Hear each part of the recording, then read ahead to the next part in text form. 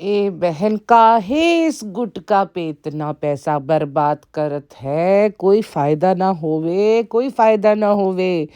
बैंगन को चाहे लाख सेब बनाओ, सेब नहीं बनेगा, बैंगन ही रहेगा। तो काहे काहे इतना पैसा खर्च करत हो। उसी पैसे का अमरूद लो, खाओ, बच्चा अच्छा पैदा होगा, कद्दू जैसा बच्चा पैदा होगा। स्वागत करते हैं आपका टेबल टॉक 2 में। बात करते हैं सबा आपी के न्यू व्लॉग की, जिसमें हमने देखा स्टार्टिंग में ही सनी अपनी शादी की शॉपिंग कर रहा था। ओह वाह, क्या ये दोबारा शादी कर रहा है? नहीं नहीं, ये तो अंकित के रिसेप्शन में जा रहा था। तो अंकित के रिसेप्शन में जाने के लिए इतनी शॉपिंग हो रही है, और जब उसकी बारात थी तो ये बिल्कुल टी शर्ट और जीन्स पहन के चला गया था। तब कहाँ गई थी इसकी शॉपिंग स्किल्स। और आज मुझे पता चला कि ना ही इन लोगों की मतलब बैल बुद्धि है, इनकी नज़र में भी गड़बड़ है। कहती है माँ बेटी दोनों ग्रीन कलर में रेडी होगी। कहाँ था वो? मस्टर्ड कलर था। मस्टर्ड और ग्रीन में कोई फ़र्क ही नहीं पता। क्या हो गया है? लगता है आंखों पे असर पड़ गया, दिन रात टीवी देख देख के, मोबाइल देख देख के। चालू आप ही अच्छे हालात नहीं नज़र आ रहे हमको। चले आगे चलते हैं, आगे भी चलेंगे तो कुछ ज़्यादा चलने के लिए है नहीं हमारे पास। बेटी खालों को बहुत अच्छा लग रहा था कि रिज़ा जो है वो अच्छे कपड़े पहन के, ढंग से बाल बना के, प्रेस हुए कपड़े पहन के तैयार हो गई है। दुपट्टा भी मैचिंग है, कपड़े भी मैचिंग है। और सारे साथ ही भालू आपी, नहीं नहीं ये अच्छी लगती है बाल बना के, मैं इसलिए तो मेकअप करेगी नहीं, मैं मेकअप कर देती हूँ। तुझे उसका इतना ख्याल होता ना तो तू रोज़ उसको कहती कि कपड़े बदल, सवर, साफ सुथरी हो और बैठ। तुमने तो उसको जिस हुलिये में प्रोजेक्ट करना होता है ना, फीचर करना होता है, वो हम लोगों ने देखा हुआ है। हम लोग तंग आ गए उसका वो हुलिया देख के। और वो एक ही ब्लू कलर की मैली सी फ्रॉक जो उसने पहनी हुई होती है। अगर तुम्हें उसका इतना ही ख्याल है तो तुम्हें रोज़ करना चाहिए ना। काहे समझ नहीं आवत, काहे बैल बुद्धि को समझ नहीं आएगा। तो अंकित की शादी पे ये लोग गए हैं, मतलब रिसेप्शन अटेंड करने गए हैं, जिसके लिए स्पेशल से शॉपिंग हुई है। एक दासी को भेज दिया और एक दासी को घर में रख लिया। बिल्कुल सही समझे आप। अगर रिज़ा जाएगी तो रिज़ा की अम्मा घर में रहेगी, और अम्मा जाएगी बेटी खाला तो रिज़ा घर में रहेगी, क्योंकि ये मैडम जो है ये है प्रेग्नेंट। और जो हैवीली प्रेग्नेंट ख़वातीन होती हैं उनके लिए कोई ना कोई दासी तो होवे है ना। समझा करें ना आप, ऐसी तो नहीं है ना वो। अब देखिए, आजकल के ज़माने में हम लोग खुल खुला के ये नहीं कह सकते कि ये हमारे ख़रीदे हुए ग़ुलाम हैं। तो हम लोग उनको खाला, मासी, आंटी के लफ्ज़ इस्तेमाल कर लेते होते हैं। तो this is a cover up. लेकिन दुख की बात यह है कि चालू ऐपी इस तरह के 4 मुलाजिम अपनी खिदमत के लिए खड़े कर सकती हैं, मगर ना, उन्होंने सोचा कि ये लोग भी तो घर में बैठ के बोर ही होंगे, काम पे लगाओ इन्हें। हाँ बिल्कुल, यहाँ फ्री बैठ के तो इन्होंने कुछ करना नहीं है। गुटखा उधर फ्री फिर रहा था। भाई एक बात बताओ, गुटखा लखनऊ गया तो गया क्यों? ऐसा कौन सा काम था जो गुटके बाबा जी ने करना था? लखनऊ में खुशामदीद तो यहाँ पे है। क्या खुशामदीद इतना सक्सेसफुल हो गया कि उसकी ब्रांच खोलने लखनऊ चल पड़े हैं? वाह जी वाह, हमें तो पता ही नहीं चला। हम तो यही देख रहे हैं कि उसकी रेटिंग दिन ब दिन नीचे से नीचे आए जा रही है। अब गूगल के तो आप रिव्यूज़ भी नहीं खरीद सकते, क्या करेंगे अब? चलो जी, कंटेंट पैदा हो जाएगा 8 महीने बाद, उसके बाद फिर उसके ऊपर कंटेंट छापेंगे। अभी तो हम लोग थोड़ा बहुत भाई का कंटेंट दिखा देते हैं नीचे लाके, उसके बाद हम अपना पर्सनल कंटेंट दिखाएंगे। क्यों परेशान होते आप? इस दफ़ा इसने क्लियर किस्म की हिंट दे दी है। इसके किचन में मदर पाउडर पड़ा हुआ था, जिसके स्क्रीनशॉट ले लेके ज़ूम कर कर के सारी आवाम ने इस चीज़ को क्लियर कर दिया है। कांग्रेचुलेशंस, आप माँ बनने वाली हैं। दुनिया की पहली औरत है जो माँ बनने वाली है। इससे पहले तो ना कोई माँ बना, ना बनेगा। और मैडम की हरकतें, मैडम नहीं सॉरी, इस चालू की हरकतें ऐसी हैं जैसे शायद 19 ईयर्स ओल्ड की प्रेगनेंसी, और बहुत डेलिकेट, और बहुत चिपक जा, सोफे से चिपक जा, हिलना मत। आज मैंने अपनी स्टोरी खुद डाली बगैर किसी को परेशान किए हुए। आपने इसकी स्टोरीज देखी है? सबसे लो एफर्ट स्टोरीज ये डालती है। देखा वो हैंग हैंग कर देती है पर्दे के सामने और वो सूट की क्वालिटीज़ बोल देती है। बहुत मुश्किल काम है इंस्टाग्राम रील का, बहुत। उनकी पिक्चर लेनी है और पीछे से उनको वॉइस ओवर कर देना, कितना मुश्किल काम है। Do you understand guys? इतना मुश्किल काम तो आज तक किसी ने किया नहीं होगा। ये आर्किटेक्ट, रेडियो एक्टिव वेव्स में जो लोग काम करते हैं, ये सब लोग ये पागल हैं। इन लोगों को चाहिए था बनाते इंस्टाग्राम स्टोरीज, इतना मुश्किल काम ये करना चाहिए था। चाँद पे जाते हो, पागल हो आप लोग, चाँद पे क्यों जाते हो भई? आप लोगों को चाहिए आप इधर आ जाओ, कैमरा पकड़ लो और बताते जाओ, हमने ये खाया, हम यहाँ गए, हम वहाँ गए, वहाँ आए। एक तो इसकी जो मुश्किल काम है ना, वो मुझे समझ में नहीं आता, इसका हर काम ही मुश्किल है। इसका ऊपर जाना अल्लाह, लिफ्ट में फँस जाना अल्लाह, घबराहट हो रही है मोदहा जाना अल्लाह, हमें मोदहा की सर्दी बहुत याद आ रही है। मोदहा चली जाए तो नाक में दम कर देती है, मैंने वापस मुंबई जाना है, मुझे अम्मी याद आ रही है, मुझे भाई याद आ रहा है, मुझे घर याद आ रहा है। और मोदहा ना जाए, मोदहा की सर्दी की क्या ही बात है, मज़ा आ गया, कश्मीर की हवाएं चाहिए। Oh my God! मतलब इस 36 साल की औरत को देख के किसी का भी ना खून जोश मार जाएगा कि यार हम लोग जो आम लोग जो 18-19 साल की उम्र में निकलते हैं घर से, एजुकेशन कंप्लीट करो, हायर स्टडीज़ के लिए जाओ, जॉब्स करो, हॉस्टल्स में रहो, फिर शादी करो, फिर ससुराल में रहो और फिर उसके बाद ससुराल के माहौल के मुताबिक एडजस्ट हो, नए लोगों के साथ एडजस्ट हो। उसको लगता है कि मेरी ज़िंदगी उन सब लोगों से ज़्यादा मुश्किल है, क्योंकि मुझे इंस्टाग्राम स्टोरीज़ डालनी पड़ती हैं और मुझे यूट्यूब प्रमोशंस करनी पड़ती हैं, और वो 5 टू 10 सेकंड की वॉइस ओवर के ऊपर मुझे अच्छे खासे पैसे भी मिल जाते। लेकिन नहीं, बहुत काम है। आजकल वो इंडिपेंडेंट हो गई, उसने इंडिपेंडेंट स्टोरी डाल दिया, हाय कितना काम कर दिया। मैं चालू आप ही ने बुलाओ कोई मसाज करने वाले लोगों को, कोई मालिश करो, चालू आप ही की, चालू अभी थक गई होंगी। देखो भाई, ऊपर आइए, कमरा बिखरा हुआ था, डर के मारे सनी के सांस खुश्क। देखो भाई, बकना नहीं, बकना नहीं, मतलब ये एक टर्म होती है जब कोई गुस्से से बड़बड़ बड़बड़ बोलना शुरू हो जाए ना, तो उसे कहते हैं बकना मत, यानी कि फजूल में ऊंचा ना बोलना। घर फैला हुआ है, कमरा फैला हुआ है, हम तो निकाल रहे थे अपना कुर्ता पजामा क्योंकि हमें करनी है पैकिंग, हम जा रहे हैं सुबह फ्लाइट से। और ये बहुत दिक्कत की बात है कि हमें फ्लाइट से डर लगता है। ओ सनी, तुम क्या बैलगाड़ी पे जाते रहे हो सऊदी अरब? है सदी सऊदी अरब कश्ती में बैठ के जाते थे या तुम्हारे पर निकल आते थे? तुम कैसे जाते रहे हो? तुम्हें यहाँ फ्लाइट का डर कैसे हो सकता है? और हाँ, हमने इसकी फ़्लाइट की फुटेज भी देखी है और भाई साहब इंजॉय कर रहे थे। He was enjoying the flight, the food, the comfort, the air hostess, the crowd, वो सच हर चीज़ इंजॉय कर रहा था। उसको कोई घबराहट नहीं थी, कोई प्रॉब्लम नहीं थी, कुछ भी नहीं था। और वैसे भी हज़ार बार लोगों को कहा जाता है कि फ़्लाइट के अंदर शूट मत करें, बिकॉज़ वो बहुत ही कॉम्पैक्ट जगह होती है, वहाँ पे और लोग भी फ़ीचर हो जाते हैं, आप उनको उनकी मर्ज़ी के बगैर शूट नहीं कर सकते। बहुत लोग माइंड करते हैं कि वो किसी की व्लॉगिंग में या वीडियोज़ में आए, लेकिन ये बेसिक सेंस तो ऐसे ही नहीं ना आती। आपको पता है इसके लिए एमबीए करना पड़ता है, जो गुटका सिंह ने किया है, गुटका सेठ का एमबीए कुछ छोटा एमबीए आपको पता ही नहीं है।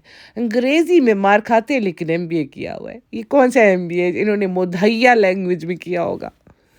तो जी सुबह सुबह निकला था फनी 11 बजे। 11 बजे कौन सी सुबह सुबह होती है भाई? आप लोग दुनिया से अलग चलते हो, आप लोगों की क्लॉक भी अलग है। मैंने सुना था कि जापान का और इंडिया का टाइम डिफरेंस है, लेकिन मुझे नहीं पता था कि मुंबई का और लखनऊ का भी टाइम डिफरेंस है। 4 बजे सुबह, ये तो बहुत ही अचंभे वाली बात है भाई। 4 बजे सुबह नहीं होती, दोपहर हो चुकी होती है, लोग नॉर्मली दोपहर के खाने की तैयारी कर रहे होते हैं उस वक्त। आप लोगों की सुबह होती है 11 बजे। और कहता है कि अगर आपने यहाँ आना है एयरपोर्ट तो आप मसाज ज़रूर कराना। भाई तुम पहली बार बैठे हो, तुमने पहली बार देखा है। आम लोग तो आमतौर पे देखते ही रहते हैं, और वैसे भी जितनी थकावट तुम्हें हो जाती है 11 बजे उठ के, उतनी किसी को होती ही नहीं होगी। और इन्होंने पी कॉफ़ी। उसने सोचा मैं एयरपोर्ट आया हूँ, एयरपोर्ट लुक दिखानी है, एयरपोर्ट के क्लिप्स दिखाने, तो कॉफ़ी तो दिखानी बनती है। तो उसने कॉफ़ी स्पेशली दिखाई है। हालांकि हमने हमेशा गुटके को चाय पीते देखा है, कॉफ़ी पी है इसने। और आपने देखा उसकी कॉफ़ी इसने कितनी इंजॉय की। आज सनी इधर नहीं है ना, तो ये लोग मेरा ज़रा ज़्यादा ख्याल रख रहे हैं। बहन पहले भी तो तेरी माँ ही तुझे बना बना के देती है, कौन आता है, कौन सी दासियाँ तूने और रखी हुई हैं जो आके तेरी खिदमतें करती है, ऐसा नहीं तुझे बिरयानी बना के देता है, कैसी बातें करती है, 24 घंटे तो वो अपने पैरों पे हाजिर रहते हैं तुम्हारे सामने कि तुम उधर से ऑर्डर करो उधर से वो बनाए, कभी वो शामी कबाब, कभी चटनी, कभी पाव, कभी मसाले, कभी अनलिमिटेड फूड क्रेविंग्स आपको हो रही है, मूली के नाम पे आप झगड़ा करती हैं, हर चीज़ पे आपने उनकी नाक में दम किया हुआ है, अभी भी आप उनको ताने मारती हैं, व्हाट एन ऑडेसिटी, जिस ऑडेसिटी के साथ आप उनको ताने मारती है ना, कमाल है, कमाल।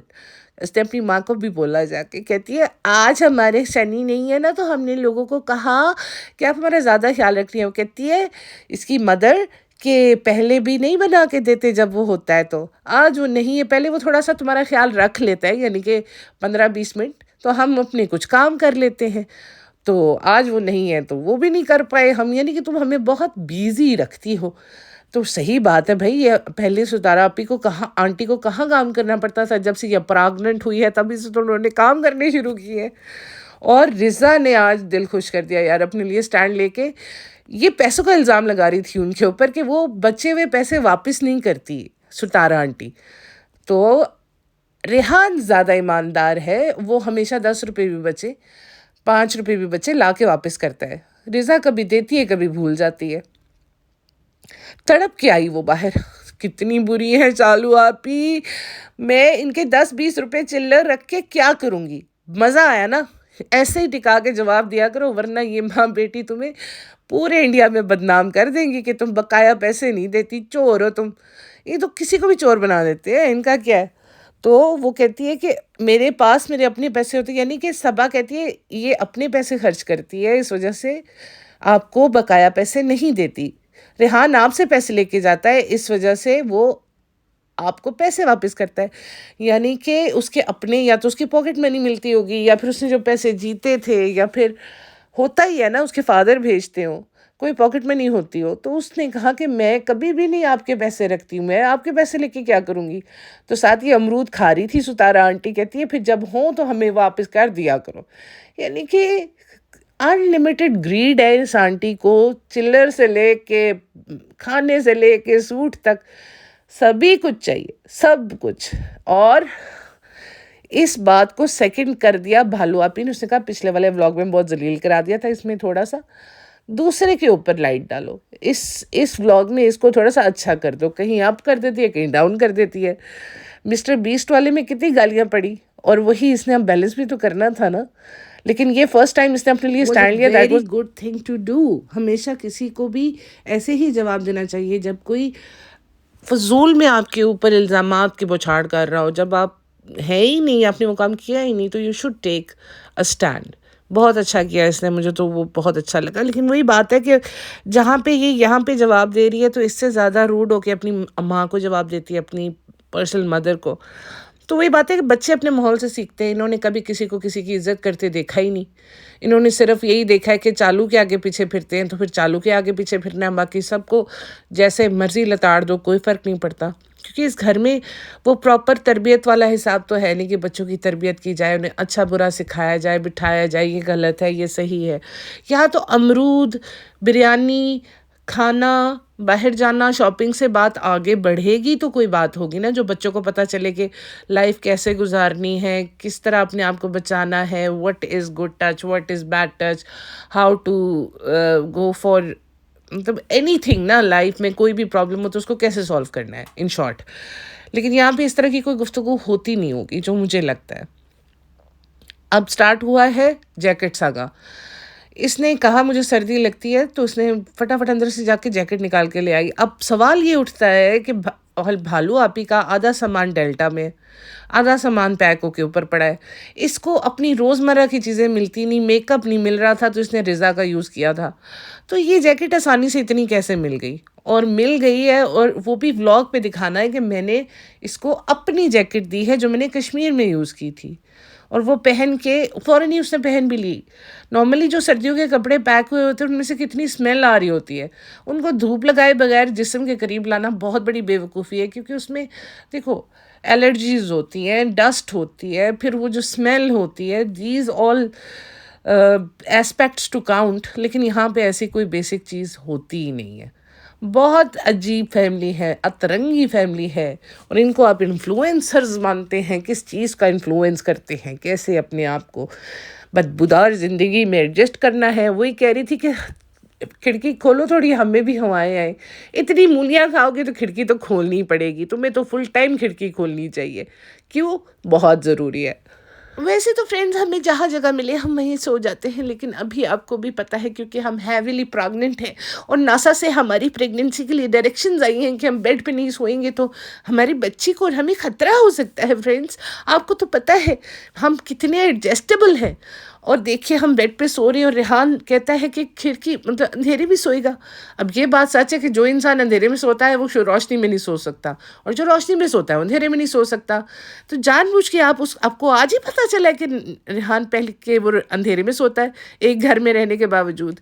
और अगर आप बेड पे आ गई हैं और वो कह रहा है कि आप ही थोड़ा सा जो है ना, मुझे अंधेरे में सोने की आदत है, और रिज़ा फुल साथ दे रही है, ये कोई बहुत है, इसी अंधेरे में कौन सोता है, तुम कोई भूत हो, ये हो वो हो। इन लोगों को आज ही ये चीज़ पता चली है। एक्चुअली में सोना इन दोनों को ही था, सबक और इसकी माँ को ही बेड पे सोना था। ये सारा ड्रामा बस for the sake of vlog create किया गया है, because Sutara aunty the production house of these two products, जिनके पैसों से ये सारा ख़ानदान पल रहा है, वो ज़मीन पे कैसे सो सकती है?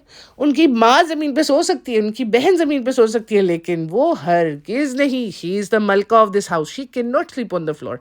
वो तो बेड पे ही सोएंगी। रिज़ा के कपड़ों के ऊपर गिरी हुई थी चॉकलेट, इसने पहले उसकी तरफ ध्यान किया, शायद लोगों का ध्यान भी ना जाता, लेकिन ख़ास तौर पे इसने उसकी तरफ ध्यान करवाया और फिर हाथ से उसको कवर कर रही है। अरे बहन, आप लोग नहीं नहाते इसका हमें पता था, भाड़ में जाए यार, नहाना दफ़ा करो, सर्दियाँ आ गई, नहा के क्या करना है?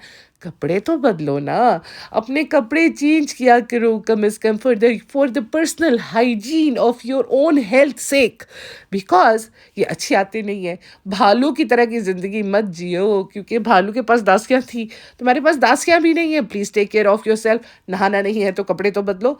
बाकी सारी बात इसने चेस्ट पे कुशन रख के है कि दाग न नज़र आए। और रेहान को कमरे से निकाल के दम लिया है इसने, और कब कहती है फाइनली मैं और अम्मी बेड पे सोएंगे। आपको तो पता है हम कितनी एडजस्ट टू है फ्रेंड्स, हम हर जगह एडजस्ट टू हो जाते हैं। और हाँ, हमने कपड़े देने थे, आधे दे दिए, आधे रह गए। अभी तक कोई बंदा आगे होके किसी ने बताया कि मुझे सूट्स मिले हैं? ये एवी बकवास है, इनका नौटंकी है। Please don't take care. अगर आपने देखना है, नेहा फैज़ी ने जैसे कहा है, रिएक्शन चैनल्स की सुनो, they can see right through them, क्योंकि आपकी आंखों पे बंधी हुई है मोहब्बत की पट्टी, और वो पट्टी हम खोलना चाह रहे हैं। जैसे रेहान अंधेरे में है, हम आपको रोशनी में लाते हैं, तो रेहान की तरह अंधेरे में मत रहिए, रोशनी में आइए। सर्दी आ गई है, अपना ख्याल रखिए। इसके साथ ही हम चलते हैं। Take care, bye bye.